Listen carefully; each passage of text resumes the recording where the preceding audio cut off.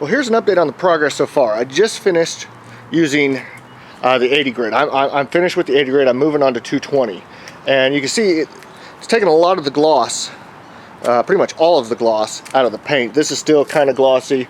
Up there on the cab is still, it's even glossier. However, as I mentioned before, one of my goals is to remove all the gloss from the red paint and really removing all of the orange peel. So I still have a little bit there, and there's a little bit more in some other places. Kind of right there, it's still a little bit shiny. But for the most part, most of the gloss is gone. So I'm going to move on to the 220 grit. And like I said earlier, the 220 grit is primarily where I spend my time. It's the most used out of all of the sandpaper that I bought.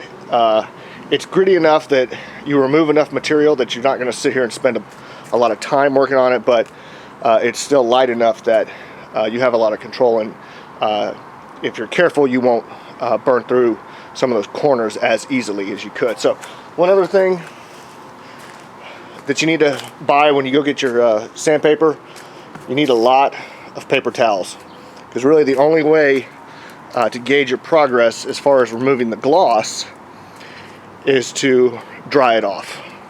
When it's wet, it looks glossy. You won't be able to see areas like this where there's still some gloss in there. Here it's real flat, there's some gloss. You won't be able to see that when it's wet. So you'll need to buy a bunch of paper towels as well to dry it off and help gauge your progress. So the 80 grit does, it leaves some pretty deep scratches. You'd be surprised how much time you have to spend with the 220 grit to get down and remove those 80 grit scratches. So there's still a lot of red on here. I'm not down to the primer just yet. You can see there's an edge right there, and it's pretty easy to blast through those. So again, be careful of that. It's starting to darken up. I can see some of the primer, the red oxide primer underneath. So I'm going to move on to the 220. I'll get sanding with that, and we'll shoot some more video and show you the progress. 220 grit.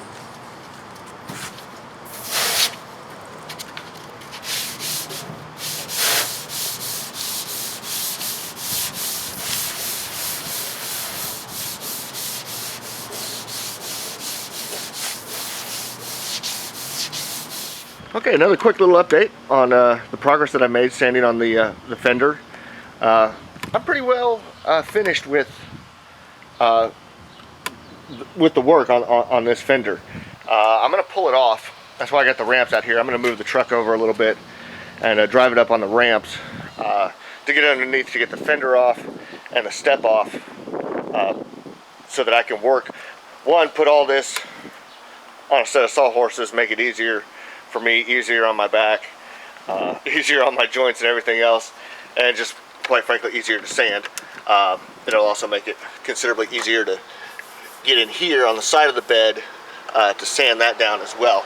I've also started some work on the cab. I kind of finished what I was doing on the fender. Like I said, I'm pretty happy with the way that's turned out, and so I started working on the cab a little bit, and I've got a little bit of the Fauxtina going on in this area right here.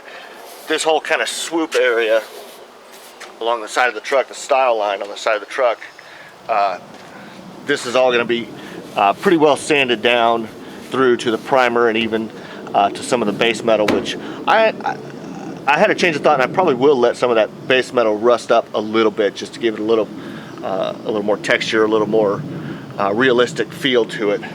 But this is where I am so far.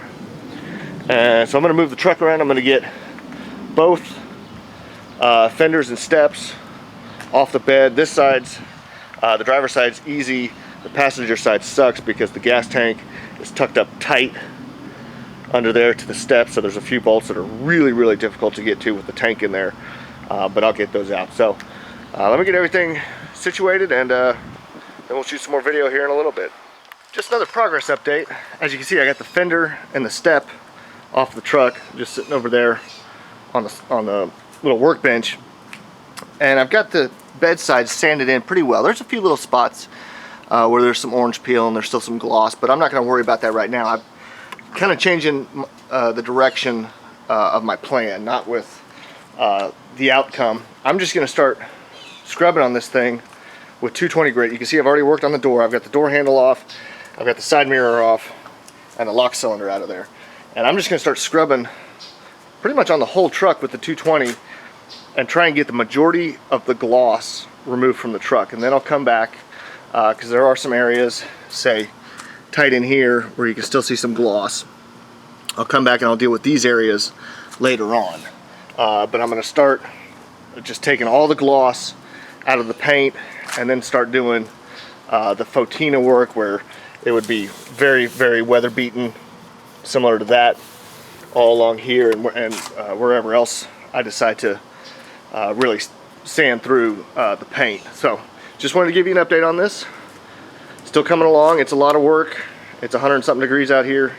It's not bad with the hose on, but other than that, I'll keep sanding, and we'll do another update here in just a little bit.